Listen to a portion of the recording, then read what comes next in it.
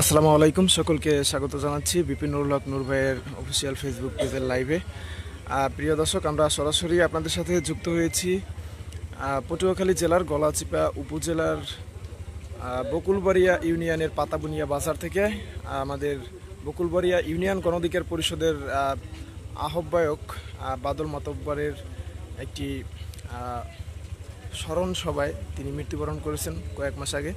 তার স্মরণ সভায় প্রধান অতিথি হিসাবে এখানে উপস্থিত হয়েছিলেন গণঅধিকার পরিষদের সভাপতি ডাকসুর সাবেক ভিপি জনাব নুরুল হক নূর ভাই। এখানে আসার পরে আমাদের স্মরণ সভাটি করতে একটু রাত্র হয়ে গেছে। তারই ফাঁকে হাসান মামুনপন্থী, বিএনপির হাসান মামুনপন্থী কিছু নেতাকর্মীরা বিপিন নুরুল হক নূর ভাইকে এখানে অবরুদ্ধ করে রাখে। রাস্তায় গাছ কেটে এবং আমাদের কিছু মোটরসাইকেল তারা পুড়িয়ে দেয়। বিএনপির হাসান মামুনপন্থী, এটা নূর ভাইয়ের পেজ, হাসান মামুনপন্থী নূর ভাইয়ের পেজ, সে বলছে একটা লাইভ দিয়ে তার বর্তমান জি বলেন, এটা নূর ভাইয়ের পেজ আর কি। সে বলছে যে আমরা কি অবস্থা আছি আমাদের সমর্থকদেরকে জানাও এটা লাইভ করে, ঠিক আছে? তো আমাদেরকে এখন উদ্ধার করার জন্য আসছেন সেনাবাহিনী। আমরা সরাসরি আপনাদেরকে দেখাচ্ছি আমাদের বিপিন নুরুল হক নূর ভাই এবং তার গাড়ি বহরে যারা এসেছিল সবাই এখানে অবরুদ্ধ। এখন রাত্র প্রায় 12:30। এই মুহূর্তে আমাদের সকল নেতাকর্মী সহ গলাচিপা উপজেলার বকুলবাড়িয়া ইউনিয়নের পাতাবুনিয়া বাজারে অবরুদ্ধ অবস্থায় রয়েছে। সেনাবাহিনী আসছে এবং প্রশাসনের লোকজন আসছে। আমাদের গলাচিপা থানার ওসি সাহেব সহ প্রশাসনের লোকজন এখানে এসে আমাদেরকে উদ্ধার করার চেষ্টা করছে, বিপিন নুরুল হক নূর ভাইকে সহ। আমাদের হাজার হাজার নেতাকর্মীরা এখানে অবরুদ্ধ অবস্থায় ছিল, দেখুন। এবং বেশ কিছু বাইক তারা উড়িয়ে দিয়েছে।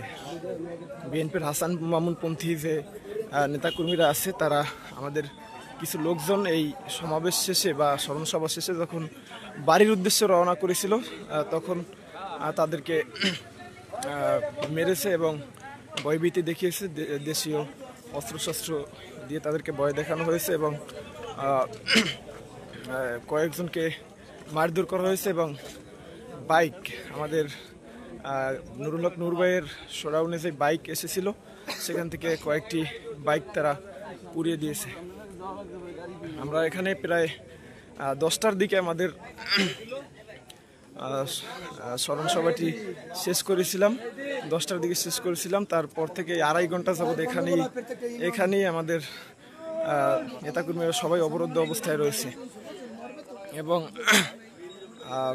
এই ঘটনাকে কেন্দ্র করে আপনারা জানেন যে বিপিন নুরুল হক নূর ভাই তিনি কয়েকদিন আগে গলাচিপা উপজেলা ছাত্র অধিকার পরিষদের একটি পরিচিতি সভায় একটি বক্তব্য দিয়েছিল যে তাদের গ্রাম, যে চরবিশ্বাস ইউনিয়নের চরবিশ্বাস গ্রামে, সেখানে যে বাজারটি রয়েছে সেই বাজারের কিছু দোকান ডিসিআর করার জন্য 200-250 এরকম নাকি টাকা লাগে। সেই টাকা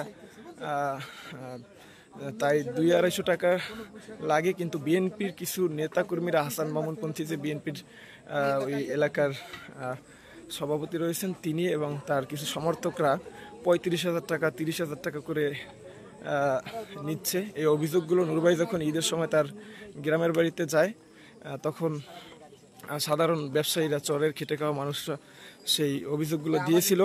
আর সেই অভিযোগের ভিত্তিতে নূর ভাই এই বিষয়টা নিয়ে প্রতিবাদ করেছিল। আপনারা সকলেই জানেন যে নুরুল হক নূর ভাই সবসময় অন্যায়ের বিরুদ্ধে কথা বলে থাকেন। তো তার নিজ গ্রামে, তার বাড়ির পাশে এই ধরনের একটি অনিয়ম চলবে, তার বিরুদ্ধে কথা বলবে না, নুরুল হক নূর ভাই এরকম লোক নয়। তো সেই দুর্নীতির বিরুদ্ধে প্রতিবাদী বক্তব্য দেওয়ার কারণে তারা নুরুল হক নূর ভাইয়ের বিরুদ্ধে মিছিল বের করে তার এলাকা থেকে। পরবর্তীতে আমাদের লোকজনও একটি মিছিল বের করে তাদের নুরুল হক নূর ভাইকে যে খারাপ ভাষায় গালিগালাজ করে তারা স্লোগান দিয়েছিল, সেই স্লোগানের বিরুদ্ধে। তো শান্তিপূর্ণ সমাবেশে বা শান্তিপূর্ণ আমাদের সেই মিছিলটিতে ওখানকার বিএনপির কিছু হাসান মামুনপন্থী যে সমর্থকরা আছে তারা হামলা করে এবং অফিস ভাঙচুর সহ বিভিন্ন ঘটনা ওখানে ঘটে। সেই ঘটনাকে কেন্দ্র করেই কিন্তু আজকে আমাদের এখান থেকে এই যে বকুলবাড়িয়া ইউনিয়নের পাতাবুনিয়া বাজার থেকে আপনার 10 মিনিট গলাচিপা যেই দিকে আমরা মুভ করতে চাই সেই দিকেই রাস্তায় গাছ কেটে তারা দেশীয় অস্ত্রশস্ত্র রান্ধা এবং বিভিন্ন অস্ত্র নিয়ে তারা সেখানে অবস্থান করতেছে এবং আমাদের কিছু লোকজন যেতেছিল ওখান থেকে তারা সেই বাইকগুলো পুড়িয়ে দিয়েছে, যার কারণে বিপিনুল হক নূর ভাই এখানে প্রায় 2.5 থেকে 3 ঘন্টা অবস্থান করেছিল। এখন সেনাবাহিনী আমাদের উদ্ধার করার জন্য আসছে। সেনাবাহিনী এখন আছে, বিপিনুল হক নূর ভাইয়ের সাথে কথা বলতেছে। এখানে সেনাবাহিনীর একটি ফোর্স আছে।